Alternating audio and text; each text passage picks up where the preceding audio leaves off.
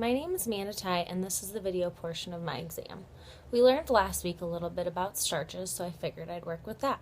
To start off, I'll explain a little bit about this carbohydrate and where it comes from, as well as what it's made up of.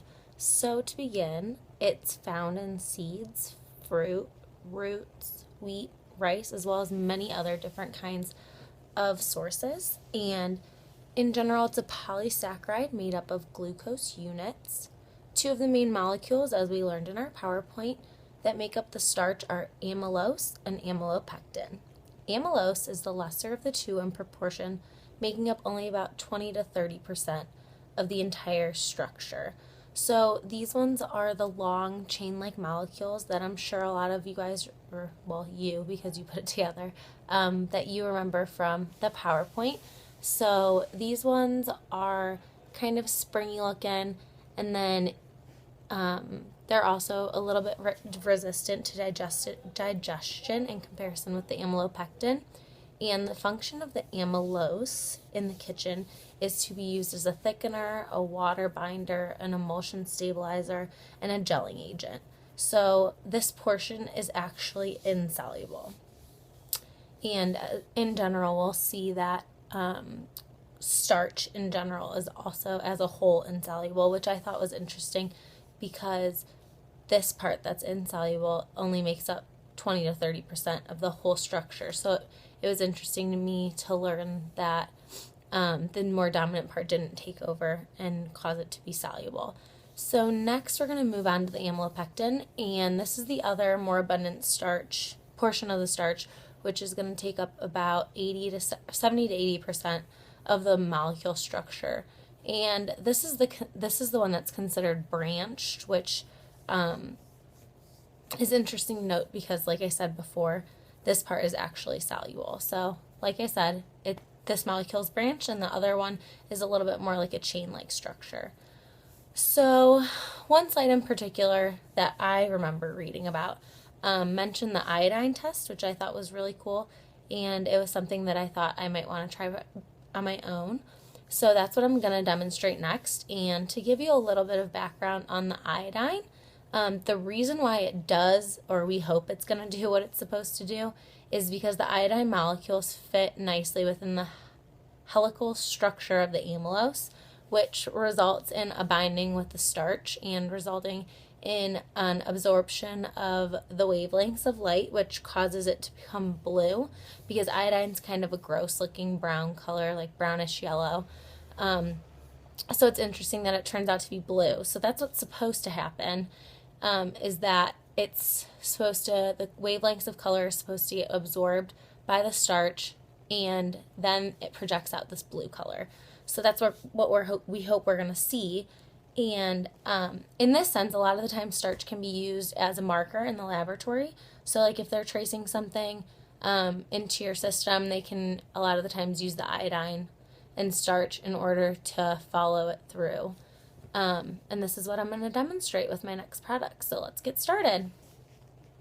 Okay, so here we have our 5 items that we're going to test on. And beginning with the potato, we have a potato here. And then we have 2 cups of water, and one of them we're going to add some cornstarch to as sort of one control to see what we expect in the rest of everything else. And then one is the other control with just water, so we can say that it's not just changing because it added itself to a solution, that it's not the water's fault. So then after the 2 waters, we have a little cup of almond milk. And then last we have some breakfast cereal that's called grits. So there's our providone iodine solution, and we're going to start off with the potato. So let me go ahead and grab the solution and open it up, and then we'll go ahead and put a couple of drops on the potato.